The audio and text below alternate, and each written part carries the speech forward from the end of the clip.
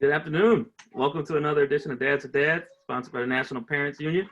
I am very pleased to be with some distinguished dads and gentlemen on this Saturday as we have our self-care session, and glad that everyone could tune in. I'm Michael Scott, proud father of Addison and Grayson, who you will hear today throughout the show, and there's no shame in that. Co-anchored with Bob here, my guy.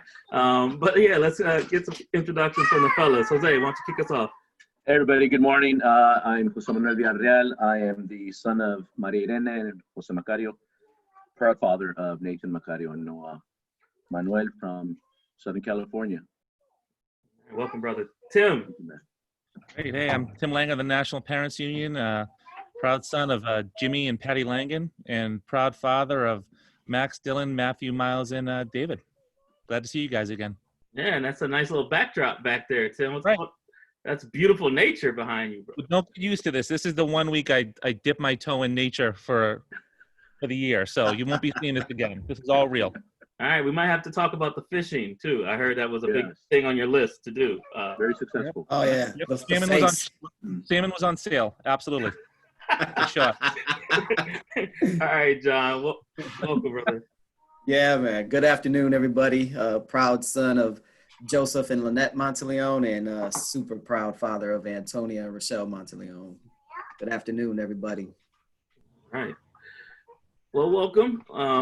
Today we're throwing around a bunch of topics, and we've got like a list upon list of things that we're going to be talking about in the upcoming week. So make sure everyone's staying tuned and hearing what we're going to be talking about. But today, last minute, we were talking about our jobs and our roles as dads relative to those, and the start of school and all the different changes that are going on right now relative to COVID. Districts are scrambling. You know, some districts race to win the trophy of putting out the first plans, at that time, the first best plans.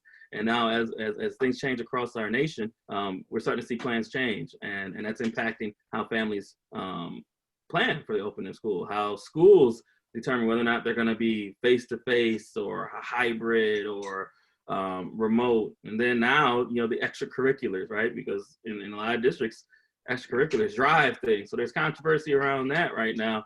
So, you know, I'd like to take time to hear everyone's perspective on you know, how you're embracing COVID, either professionally or personally, relative to the restart of school. So if anyone wants to kick us off with their thoughts and what they're going through right now, that'd be great. Yeah, Michael, I'll kick it off here because, I mean, right now, I mean, Carrie and me, like I said, me and Carrie have 5 boys. I also have 2 parents who live upstairs. And, I mean, we're pretty privileged because, like, we're in this bubble where we get all this information, and we're talking to parents all the time through the National Parents Union about how they're affected by COVID. And we're connected to certain people that tell us what's going on school-wide. So we knew early on, probably early mid-July, be like, we are not putting our kids back in a building. You know, unless it's a vaccine, we're not sticking our kids back in the building because they might bring something back in the house. They might get sick. My parents might get sick. Mm-hmm. So we've been lucky enough to really get ahead of the curve and say, we've turned my apartment, which is pretty big, to like a little pod learning. So we've got some friends setting up, because if there's one thing our Dad's Dad viewers know is I'm crappy with my hands and I can't put anything together. I've got 2 friends right now, Emily and Leo, who are putting together these desks. We've got like desks we're putting together, little workstations throughout the house. I bought every pen on Amazon, so if you can't get pens, I'm sorry. But luckily, you know, our district and Emily is also a trained para too. So what we're going to do is they're going to do virtual through the Somerville, Mass school district. But Emily's going to get paid to really facilitate it, you know? So, because again, we're working parents. So we're not waking up in the morning and saying, where's your charger? How do you log into your Google Classroom? We want it to be smooth and consistent. And I think that's the thing Carrie and me really wanted, consistency for our kids. It's going to be, you know, traumatic enough. They're not going to see their friends. They're not going to be, we just want to know, like, on Monday through Friday, you're going to wake up, you're going to go here, you're going to log in, and here's how it's going to go. So we're privileged to be able to do that, but it's a lot of work. And thank God, because the other day our district said we're doing 100% virtual. Yeah. So 100% virtual, did they give a timeline on that? Was it first, 5 weeks, 6 weeks, until further notice? Like what's right now, as far as I know, it's until further notice. I think especially school's going to start, I believe, on September 2nd. That'll likely get pushed back 10 to 15 days. But we're seeing upticks here in Massachusetts in COVID. So for right now, it's really until the foreseeable future. Yeah. And you mentioned earlier, Tim, that, without a vaccine, you don't know how comfortable. So let's say, hypothetically, the school shifted in 5 weeks, but there still was no vaccine. How long are you willing to ride this home? No, man, it's my kid's life. It's my parents' lives too. And I'm ready to ride it out. I'm ready to ride it out. And again, I'm in a good position. I went to school for education too, so I can wing it a little bit, but the last thing I'm doing is until I hear there's a 0% chance, I'm not sending them into a closed classroom where they can come back and get sick. It's not worth my kid's life. Yeah, so that's a lot of what families are dealing with, but also districts. We're talking about kids' life, but we're also talking about juggling staff. We've got to be responsible for our staffs too. So, John or Jose, if you want to chime in on that piece, respective to your thoughts as fathers, but also as professional educators that have to make some of these tough decisions or figure out how to make things safe or appear as safe so families can feel comfortable. So, yeah, I'd like to jump in on this. I've been working with our staff around 3 big ideas: communication, consistency, and care. We got to communicate. What's that going to look like, sound like, feel like, right? Is that Blackboard Connect? Is that the Remind app? Is that Class Dojo? Is that email? What is that? You got to be consistent. We can't have one department be different than the other department. Meaning we got to have one platform, Google Classroom. And we got to care, meaning we can't slam kids with 10 assignments. Because guess what? The same teachers have to grade those 10 assignments. So you got to care for yourself as well, because you yourself need to take care of your family as a teacher and a staff member. And at the same time, we have to have a rigorous amount of work for our students. So let's be more thoughtful about our assessments, more thoughtful about our grading practices, and also about our assignments. So those are the 3 things. And I brought that in as a dad because I have 2 sons, different place, different district, 8th grader, 5th grader. And my setup at home is kind of different. I mean, they kind of share a room. They have old laptops. I think I'm gonna have to upgrade that soon. And listen, I've said this before on the show. It's been documented. As an educator, I'm a terrible dad in terms of education. Like, I'm not hyper aware. I'm not all over them. I'm not hovering about their education. You just said you're a terrible dad in terms of education. You're the one that was teaching Spanish and had your Google Classroom set up. I'm not gonna let you lowball yourself like that, man. No, I appreciate. You know what? I appreciate that. I appreciate the love. You're right. I think in my head, I probably need to be better. That's probably because I'm my hardest critic. So you're right. Yeah. I think I need to be better at it. I mean, they get their work done. They communicate. They're doing their thing with their teachers.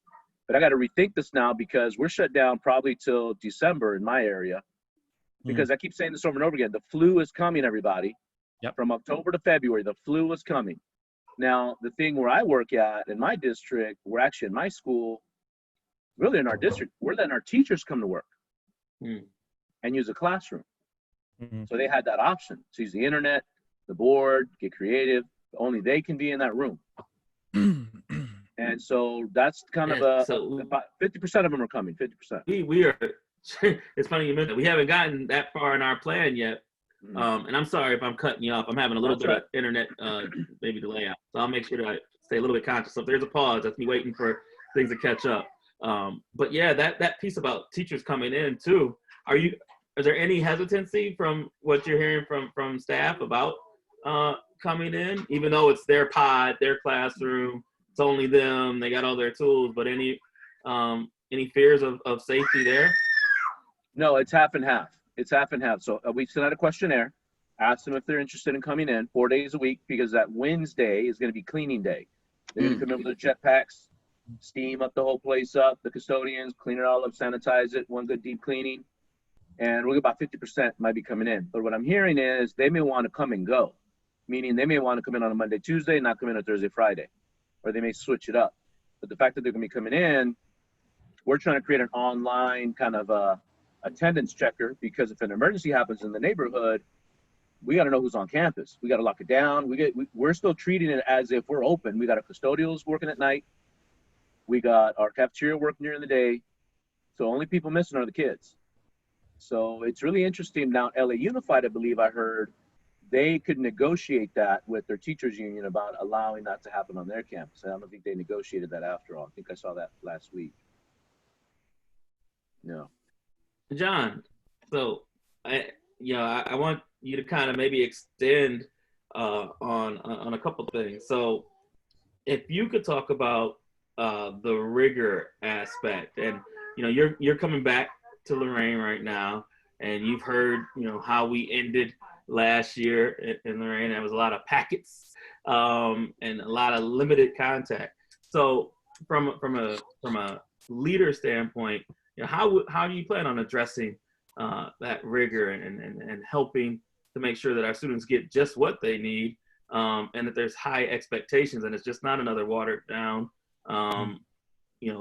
emergency response, because we can't have that anymore. Our parents are saying that loud and clear across the nation. Like, we understood in the spring, it's not okay anymore. So John, you got some thoughts on that? Yeah, so what I like about our district is, we had a meeting on Friday with our director of parent engagement and our social workers. And what I love is in the first weeks of schools, we're gonna give our students and our parents a universal screener, just to see where they're at social, emotionally, see if we can analyze the data and see if our students are, what kind of trauma they've suffered, during the COVID shutdown, being severed from their school, their classroom, their teachers, and their classmates. And then I think addressing the mental health aspect is the most important thing to me right now. If you don't address that, they're not going to be able to access whatever curriculum you put in front of them regardless. So that's first and foremost. One of the things that I've been talking to our building leadership team about is really helping teachers look at the standards that they have to teach. The last thing that we want our teachers to do is have a fourth grade teacher feel like they have to recover all of the material that student missed in third grade. You don't want that pressure, that anxiety for a fourth grade teacher. So it's really prioritizing the standards and making sure that what I'm calling them right now, and it's a real fuzzy draft, what the vernacular that we're using is just those instructional recovery plans. What does that look like? 30, 60 days, 90 days, just to make sure that they pace out their lessons, and they're giving that rigor and that stretch to make sure that they're hitting those anchor standards that the kids were supposed to learn in the spring as third graders, and then how they relate to what they should be teaching in the opening fall of the fall of 2020. So that's kind of where we're at. But that's down the road. For me, most importantly is to make sure that our students are safe and cared for, and that we're really implementing trauma-informed practices through our teaching. Yeah. But I will share a story with you guys. So long story short, a friend of mine was in town. We don't get to see him very often. He comes in probably every 4 or 5 years. So we kind of had a social distancing gathering, some friends of ours, just to, catch up with them. And there was a couple there. And they were asking me, they knew I was in education. They were asking me about, what would I do if I had a first grader going to school, and I told them, kind of like Tim, like I'm in a position where I don't have to send them to school, and I wouldn't send them to school because the safety's first. But what I didn't appreciate about the district that they go to is that they were grappling the whole dinner that we had together, because the district that they attend has given them a choice. Like, you can either enroll them brick and mortar, or they have to be virtual. And in their hearts of hearts, they didn't want to send their little girl to school, but they don't have the resources at home to keep her at home. And like that conversation took place for about 30 minutes at the table, and you can see the pain that they were going through. And it was, to me, it's just kind of like shame on that district for making parents choose like that, because they too care for elderly parents, and they're worried about the exponential growth. Like if the little girl were to go and be exposed to COVID, bring that back to the house, how that exponentially could just travel through the family. We shouldn't be putting our families through that situation and making them make those choices like that. No, and that's the toughest part, right? So, some districts say, well, we want to give choice because of X, Y, and Z. Others are saying, well, we're not going to give choice. We're shutting it down. And then there's still families that are like, well, I need this. I just saw a neighboring district from us now offer like a daycare, a paid daycare. And it was like, wait a minute, my mind's blown right now. You just shut it down, but now you're going to charge families that may need this daycare. So there's just a lot of stuff going on right now. I would like to make a public service announcement though, like as a community, we need to mask up, wear our hands, keep social distancing, and get control of what this virus is and take it seriously. Stop with the big parties and the big gatherings and the reckless nature of just going around. And I know that's going to come with, there might be a couple people online saying, well, that's my rights. If we don't get this together, we're going to be fighting this battle for a very long time, and we're going to lose people along the way. And I don't care if it's 5%, 1%, whatever, it's too much. So that's just a public service announcement for me to everyone. So if dads, mask up your kids. Like, I'll give an example. My mother, who I love, who's foundation of our family, just retired after 30 plus years in the hotel industry. And God bless her, her last night, she's a night auditor. I got the kids up. My wife and I got up at 6:30, actually 6, got them in the car. When my mom got out of work at 7, we were right there. But guess what? Grace and Ann Addison both were masked up. I was masked up. Megan was masked up. And we did it because, hey, we love my mom that much. And we love all those that are around us. And Addison, turn on the light. It's real out here, y'all.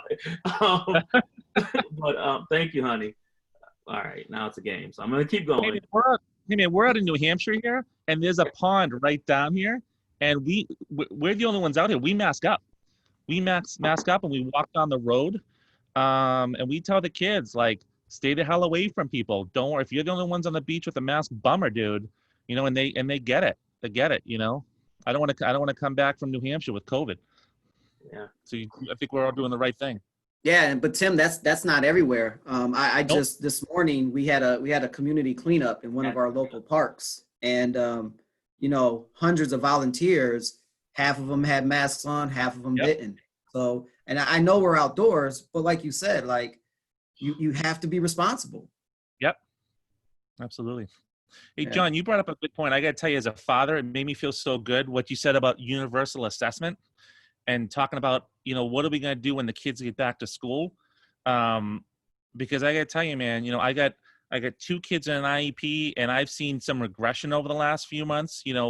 One, my youngest, I realized the other day his reading has really gone downhill. He just started to hit that peak in reading. And then my older one, Max, he had some social skills he had to work on, and it's definitely better. He's definitely more mature, because when you run around with 5 boys, playing Fortnite for 4 months, you're gonna grow up a little bit, whether or not I want him to or not. But I noticed he's showing some behavior I haven't seen in a couple of years. So I'm so glad, like, as a father, just to say, like, what you're doing in your district is awesome, man, because my kid isn't the same kid he was 4 months ago in school. It's gonna be an adjustment. Yeah, and I have to give kudos to our parent and family coordinator, our director, because in my previous district, we brought in social workers into all of our campuses, and we realized that being our referral system was pretty solid, but it was more reactive. So it's like when a teacher would would assume or think that there was something going on in the house. That's what would trigger the referral process. So what we did in my second year is we contracted with a universal screener. It takes 10-15 minutes, and then we're able to analyze the data with the social workers and see red flags even before they happen.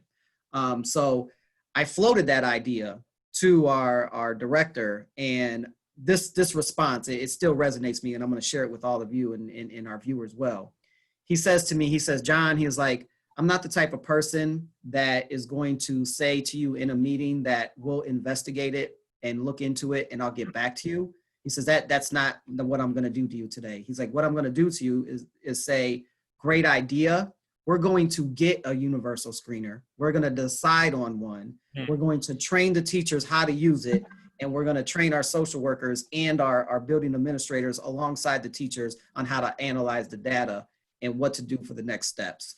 And I was like, oh my God, like that's probably the first time I've been in a meeting like that where they said, we're going to investigate it and get back to you. He said, no, we're going to find one. We're going to train on it. We're going to implement it.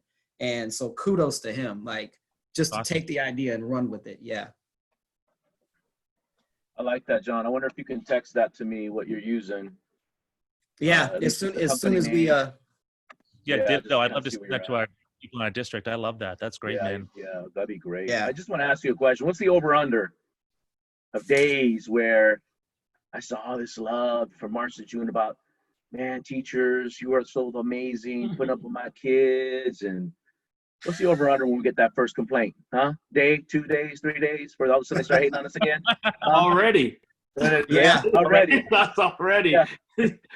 No, well, and that kind of, I wrote down the next question I wanted to pose to you as dads, though. What are your expectations for schools? What do you want to see? I think there's a lot of, and I've been watching way too much news, if you were to ask my wife, but I'm starting to see who's like, when we start talking about safety and the districts that are shutting down, I'm starting to see on the news a certain demographic that are resisting that. And they don't look like me. And they don't look like you, Jose. So I'm just saying, what do you think the expectations are? What would you have as expectations for schools? I'm just going to leave that open so we can talk about that for a little bit. As a parent, honestly, in a perfect world, when they come in September, whenever that is, and have and I'll get back to what you're drinking in a second. Is that Jack again? What was that again? Yeah, tea. yeah. It's I'm tea. consistent. It's tea. One of my consistent. So some of the things my district talked about is if they're going to bring in the consistency as well. So they're working with 2 different platforms. They're going to see which platform is it that they're going to use for online learning across the state.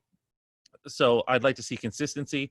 I'd like to see rigor, because my kid was getting this line saying he was doing 7th grade research in 3rd grade the other day in June, and I'm like looking at Kerry being like, I was in 7th grade. That wasn't 7th grade research. So in a perfect world, I get rigor and consistency. I don't know if that's going to happen. I don't think you can go from, I think there's a difference between being an in-person instructor to an online instructor. It's a lot of different facilitation. So I think I'm going to be open-minded. I'm still going to have high standards for my kid. But I think I have to be somewhat open-minded to see what's going to happen. And I think as long as the communication is clear over the next month, and I got to tell you, I got a lot of issues with my district, but the town hall I sat in on a couple weeks ago, I was pretty satisfied with that. I think it can be good as long as they provide consistent PD for the teachers too. I think that's a huge part of it. Yeah, absolutely. So there's a couple things there. I want to kind of just probe a little bit. In regards to the consistency and rigor, we are in draft form right now. So we've got work groups that are working on all different parts of our organization, and one is talking specifically about the schedule of a day from pre-K 2, 3, 5, 6, 8, 9, 12. And early drafts, some tried to flip the school day and just say, okay, we're going to take our traditional bell schedule and try to do that online. So because accountability was a big part of one of our last meetings. So how do we make sure students are accountable for logging on and teachers are accountable for being teachers throughout the day. But there's a body of research that talks about screen time, right? So are you going to really expect, your early elementary kids to be on screen for 6 hours? So now, we're diving into the synchronous, asynchronous, what's right, and really trying to, flush that out. And we're, the one thing I could say about this is I think we're going to be better when we do come to brick and mortar, because it's going to challenge us to think about our school day. So one of the conversations that we're having is like, well, let's talk about what the school day consists of and all those transitions and how to make them meaningful, because they exist for a reason, but you just get caught up in the, well, here's the 3 minutes between classes, or here's the brain break, but there's no purpose behind it. But now that we've put the screen time research, it's challenging us to think about some things. So has your district, Tim, said anything about screen time and what they're trying to do around that? I'd have to look more into the plan. I don't believe so, but I think, like you said, we have to look into that. And it reminds me of something that Jose brought up a few weeks ago. I think when we first brought up this topic, is that it's such a shame that I think only parents and teachers are the ones thinking about these things, and educators, because it's such a complex question, right? It's not just a matter of like, every kid learns differently. Then you have demographic. Some parents work at Target, some people work for big corporations, and they can work from home and deal with it. I mean, it's so complex, and the fact it's only a couple of different groups looking into it is really a shame, because, and not to get political again, we're missing this leadership. You guys, I hear you guys, it sounds like you guys are doing it on your own, a district by district level. It's just so complex.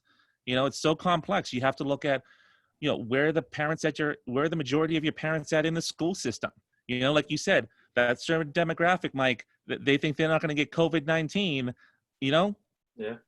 or maybe they can work from home with their kids, or maybe they can't, and then you talk about the digital divide. Then you talk about maybe they can't speak English. Well, how do you deal with that? And then just trying to set up a Chromebook. I mean, it's a lot, man. I mean, my hat's off to you guys and to everyone dealing with this stuff. So that might be a bigger rabbit hole, but I would say this if and maybe because I have information as an educator, but I would say this to parents who are single dads, divorced, and you got a child in elementary school. Yeah. I wouldn't worry about this semester virtual learning. I would worry about the catch-up plan when we're all back together. That's when you hold the district accountable, because you got 8 years before you get to that high school. We're all shooting for the high school, but if once we're all face to face, that catch-up plan is where I'm going to hold the district accountable. It can't be business as usual anymore. I want to see how they're going to react there. And that would include me as a dad. And I'm thinking about that, what I'm going to do as an educator, because there's a lot of room there. Kids are still growing. If you look at the standards, the Common Core standards, and language arts and math, they all repeat each other in third and fourth and fifth. So you're all just building on endurance is what you're building on. You're not building on skill necessarily. I know they got Lexile levels and reading levels, but at the end of the day, you got room there. That was by design, because we all know that's that sweet spot of that TK to 8th grade. It's the catch-up plan we're face to face that I can't wait to see National Parents Union get riled up about and start, frankly, talking about it now. I don't want districts to be firefighters in February when all of a sudden it's a miracle drug and we're all back. I want that to be answered now. What's our catch-up plan now when we're all face to face? That's my recommendation, single dads. That's awesome. And I think too, just to piggyback, to take what you just said, Jose, and piggyback back on what Michael said, is like, we're going to learn so much more about our kids through this time period. What can we do better? What's the school look like? And, in a perfect world, when we get back to face-to-face learning, or if this drags on for a while, I want the teachers to know, like, hey, Max, my oldest, he can't be looking at screens first thing in the morning. He just can't do it. He flakes out, This is how he learns better. He needs to take a 15-minute break in between the screens. All those little things. Times however many kids you have in your district. Right. Yeah. I was having this conversation with my father the other day, and he brought up to me, he reminded me of when my ex-wife and I were going through a divorce. I remember meeting with all of my daughter's individual teachers and just having that conversation and saying, you know, we're going through something as a family. Her mind is not necessarily going to be on math when she comes to school. And so my conversation with all of her teachers were, I want you to work with me just to make sure that her primary social and emotional needs are met before we worry about the curriculum. Because as an educator, and I hate to say this, but it's something that I say, 1 or 2 semesters is not gonna stop her from being a brain surgeon, right? So, but if her primary needs aren't met, then, you know, that's going to be a lasting effect on her. And my dad said, like, how is what you're going through as an educator any different than taking that approach with your kids and your parents right now, right? Like, we have to make sure that social and emotionally they're okay. And like Jose said, like, what is that instructional recovery plan going to look like when we come back full time? Yeah. So I'm gonna push a little bit here for just the sake of talking about achievement gaps and or opportunity gaps.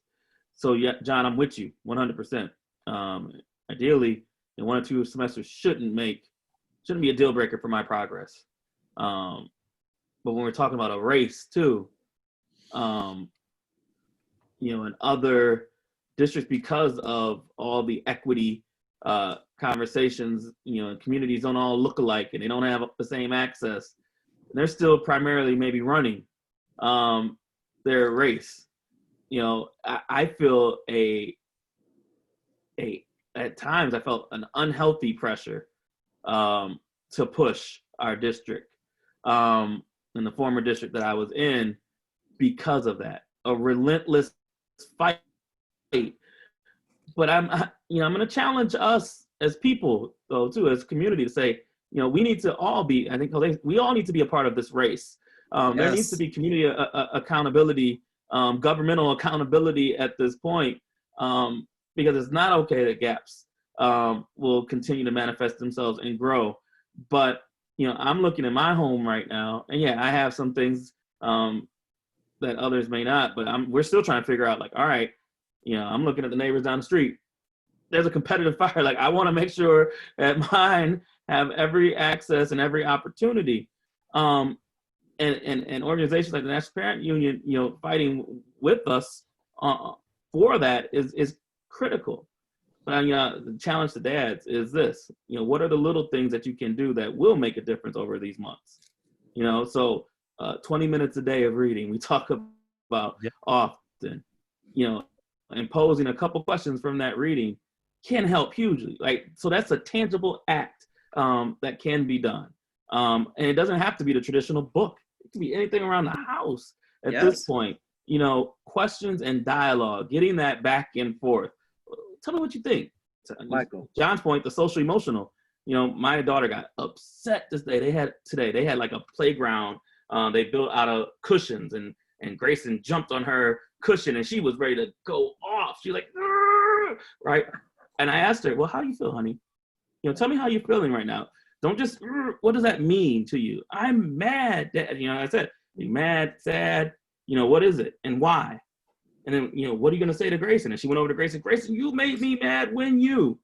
To me, that's how we're going to take care of the social emotional pieces too. So as a dad, those are families, but dad, those are the little things that we can do and should do to help keep this gap or close it, or still attend to the needs and not have to be professional educators to get it done either. Hey, Michael, real quick, I will jump in on this because you fired me up on something that I've always been a believer on. I don't know if you, in my area, there are these bag of chips called Takis, real spicy chips. Really, they're hot Cheetos, right? Okay. So I always say, if you can buy a bag of Takis or hot Cheetos, you can buy a book. So dads, here's what I'm throwing out at you. For every 4 bags of chips you buy, because look, I was at the grocery store last night. I bought chips for my kids. I'm not a perfect dad, but for every 4 bags, get a book. And it doesn't matter. Well, it matters that you read to them. I'm not going to argue that. But by just having it there, they'll pick it up. Yeah. Just like a toy, they'll eventually pick it up. So try to go and get cheap instruments, even if they're not all in great shape. Get books, just lie them around the house, and say to them, let's just turn everything off for a minute. Let's give it an hour. I guarantee you they'll pick it up.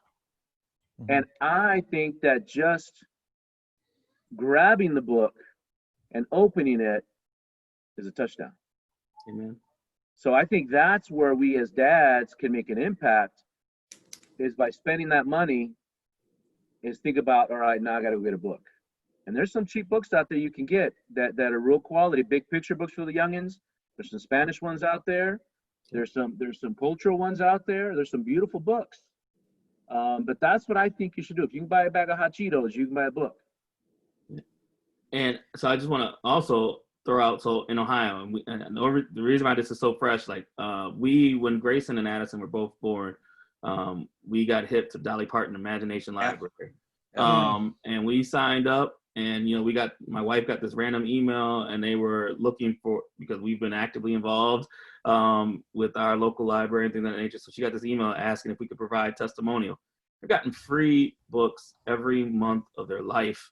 And I would encourage also, look for those free resources, take advantage of them too. Like, we have the means, but we haven't had to buy, the books I choose now to buy, right? It's a choice because I want maybe something specific for my daughter or my son, but man, they come and they are representative of different cultures and interests. And so, yeah, that's a great point, Jose. Like, yeah, we need to prioritize, put first things first, and then also take advantage of those free opportunities out there too. So I guess that's my little plug for the Dolly Parton Imagination Library. The commercial's over, but it has helped. Like, my daughter and my son get really excited when they go to the mailbox and there's a book in there. What did that help us create? Excitement around literacy. And if kids can get excited about literacy at a young age, then the sky's the limit. They'll read and they'll be interested in a whole lot of things. And you won't have to make them do it. They'll do it because. So. In Northeastern Ohio, we have this saying through our sports teams where we say we rally together. And this is exactly what we're going to have to do as communities, because, and Mike, you said this in an offline conversation that you and I had not too long ago.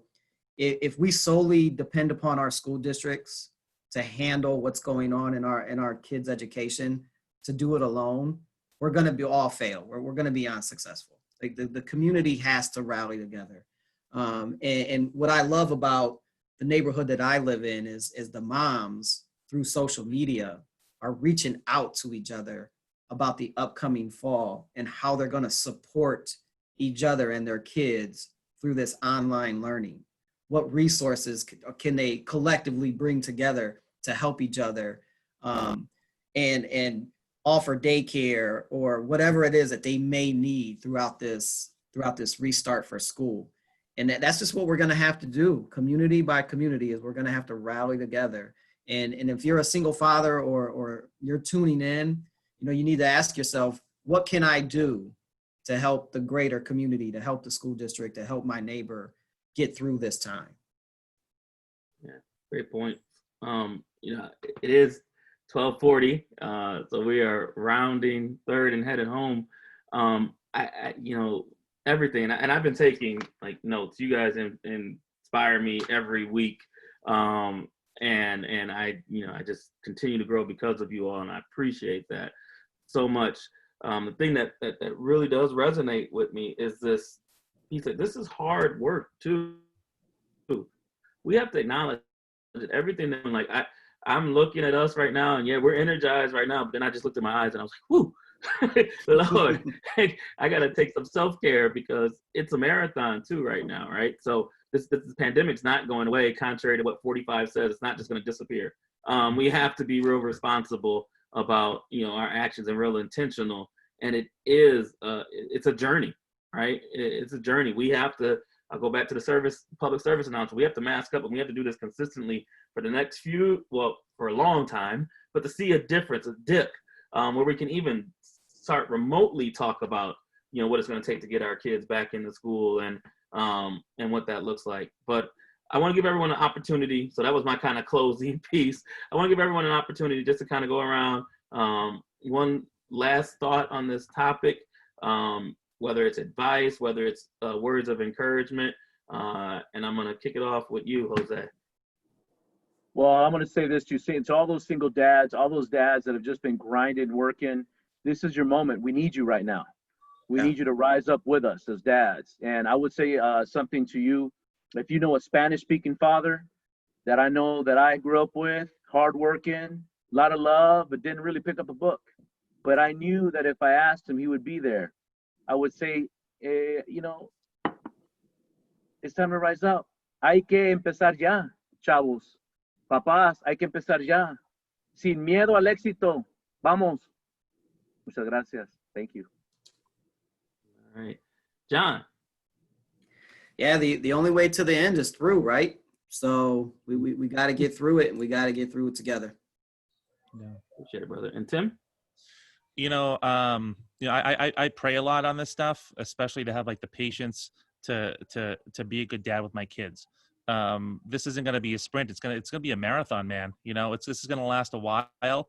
The effects are going to take a while, and I just want to be patient with my kids. And if I'm not helping them, I don't want to harm them. You talked about the reading portion. One thing I learned was it's about the experience of reading, not necessarily whether or not they're getting the words right or whether or not they're mumbling. And because I know sometimes when I'm reading with them, I'll be like, speak up, like pronounce that word clearly. I want them to look back on this time as not like a painful time. I want them to look back and be like, wow, but dad was okay. Dad really helped me get through this. Because that's what dads are supposed to do. Always, brothers, thank you for sharing your insight, your wisdom, your grace. Thank you for making each other and all of us better. And thank you to National Parents Union for hosting this forum so that we can have this dialogue and be thoughtful and take care of each other moving forward. Have a great week, everybody.